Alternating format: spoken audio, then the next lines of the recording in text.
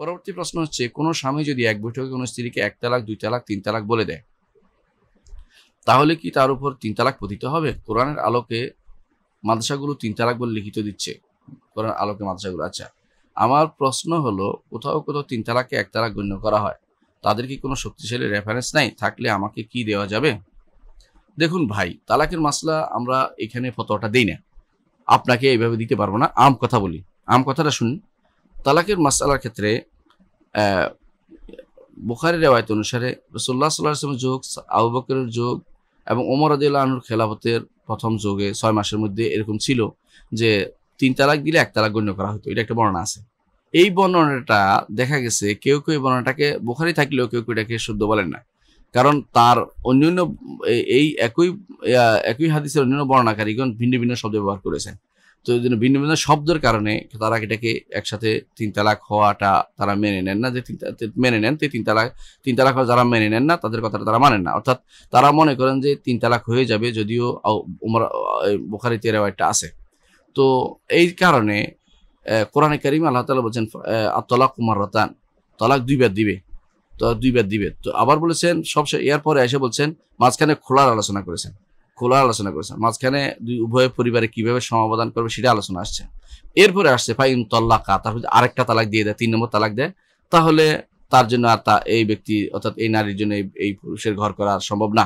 ফালা তাহলু হাত্তা তানকিহা মিন বাদু হাত্তা তানকিহা যাওজান গায়রা। তো এই দ্বারা বোঝা যাচ্ছে যে 3 তালাক হইলে একসাথে 3 তালাক হইলে কিন্তু হয়ে যাবে। কারণ বার অর্থ হচ্ছে, মানুষ বার বুঝে কি সুবহানাল্লাহ আল্লাহু আকবার 33 বার অর্থ বার অর্থ কয়েকবারে নয়, বার তো সুবহানাল্লাহ আলহামদুলিল্লাহ সুবহানাল্লাহ সুবহানাল্লাহ সুবহানাল্লাহ 3 বার হয়ে গেছে, এরা তো বার হয়ে যায়। বার অর্থ আপনাকে সময়ের পরবর্তীতে আরেক দিন দিতে হবে এরকম না।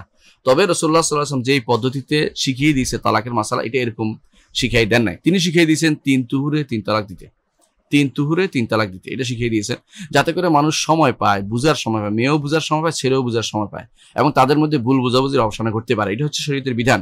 কিন্তু দেখা যায় অনেক সময় মানুষ রাগের মাথায় হিতাহিত জ্ঞান শূন্য হয়ে একসাথে 3 তালাক দিয়ে দেয়। হিতাহিত জ্ঞান শূন্য যদি হয়ে যায় তো তালাক পতিত হয় না। এই মাসালাগুলো অত্যন্ত জটিল মাসালা, এই জন্য সব একসাথে বলা যাবে না। আপনারা যখন বিপদে পড়েন তখন এই বিষয়টা লিখে রাখবেন, কি ঘটেছিল, নিজেরা পরবর্তীতে বানিয়ে একটা লিখে কাউকে দিলে এর জন্য হুজুর দায়ী হবে না বা কোনো আলেম দায়ী হবে না, আপনারাই দায়ী হবেন। কারণ আপনারা বানিয়ে লিখছেন, ভুল লিখছেন, সেটা অনুসারে দিবে।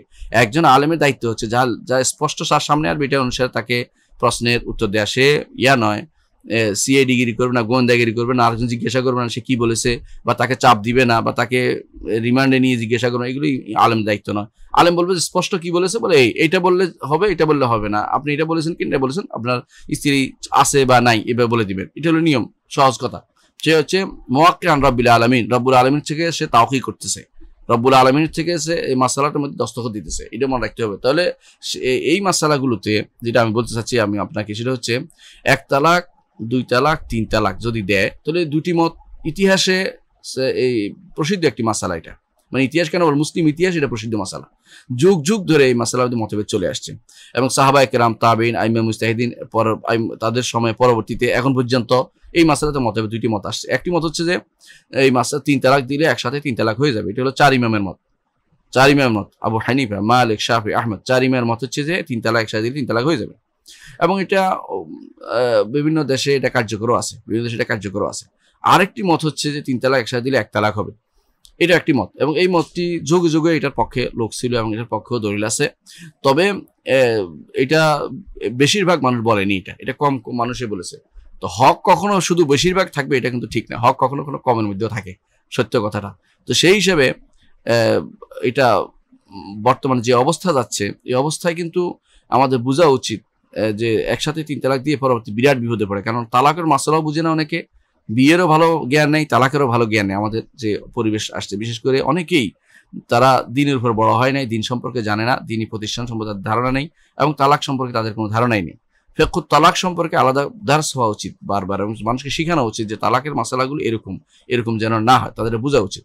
তো সেই হিসাবে তাদের যেহেতু জানা নেই, অনেক কিছুতেই তাদের মধ্যে অযোগ্যতা রয়েছে, সেই হিসেবে আমি মনে করি যে এখন 3 তালাকের মাসালার ক্ষেত্রে 3 তালাক একসাথে হয়ে যাওয়া এইভাবে ফতোয়া দেওয়াটা উচিত নয়, বরং তার উচিত হবে যেটা এক তালাক হয়ে দেওয়া, মানে 3 তালাক একসাথে দিলে 1 তালাকের ফতোয়া দেওয়াটা উচিত, যেটা রাষ্ট্রীয় বর্তমানে আইনেও এটাকে সাপোর্ট করা হয়েছে। এবং এটা একটা ভালো দিক, কারণ হচ্ছে এর মাধ্যমে সময় সময় পাওয়া যায়। আরেকটি কারণ হচ্ছে যে একটা বর্ণনায় আসছে রাসূলুল্লাহ সাল্লাল্লাহু আলাইহি ওয়াসাল্লাম থেকে যে রোকানা তার স্ত্রীকে তালাক দিয়েছেন। রোকানা স্ত্রীকে তালাক দিয়েছে, রাসূলুল্লাহ সাল্লাল্লাহু আলাইহি ওয়াসাল্লাম তাকে জিজ্ঞাসা করেছেন যে তুমি কি একটার বেশি ইচ্ছা করো না? বলো আল্লাহ ইল্লা ওয়াহিদ, আমি একটা আল্লাহ শপথ করে বলছি একটাই আমি ইচ্ছা করেছি। রাসূল তাকে ফেরত দিয়েছেন। কিন্তু যারা 3 তালাক যখন দিছে বলছে, কিন্তু 3 তালাক একসাথে দিচ্ছে, কিন্তু 3 তালাক দেওয়ার নিয়তই করছে, কিন্তু সব সমস্যা হচ্ছে এটাই যে একসাথে দিচ্ছে। তো একসাথে দিলে কি হয়, ইবনে ওমর বর্ণনায় আসছে যে ইবনে ওমর তার স্ত্রীকে তালাক দিয়েছেন, রাসূলুল্লাহ সাল্লাল্লাহু আলাইহি ওয়াসাল্লাম তার স্ত্রীকে তার কাছে ফেরত দিয়েছেন এবং তাকে জানিয়ে দিয়েছেন কিভাবে তালাক দিতে হবে। সেই সমস্ত কারণে আলেমরা যেটা বলে থাকে যে একসাথে, এবং ইবনে ওমর রাদিয়াল্লাহু আনহু, বুখারী রাহমাতুল্লাহ যেটা বর্ণনা করেছেন যে ওমর রাদিয়াল্লাহু আনহুর খেলাফতের প্রথম 6 মাস পর্যন্ত রাসূলের যুগ, আবু বকরের যুগ, সবাই কিন্তু 3 তালাকে 1 তালাক গণ্য করতেন একসাথে দিলে। তো একসাথে দিলে 3 তালাকে একসাথে গণ্য করার কারণে এটাকে মানে দুর্বল বলার কোনো সুযোগ নাই।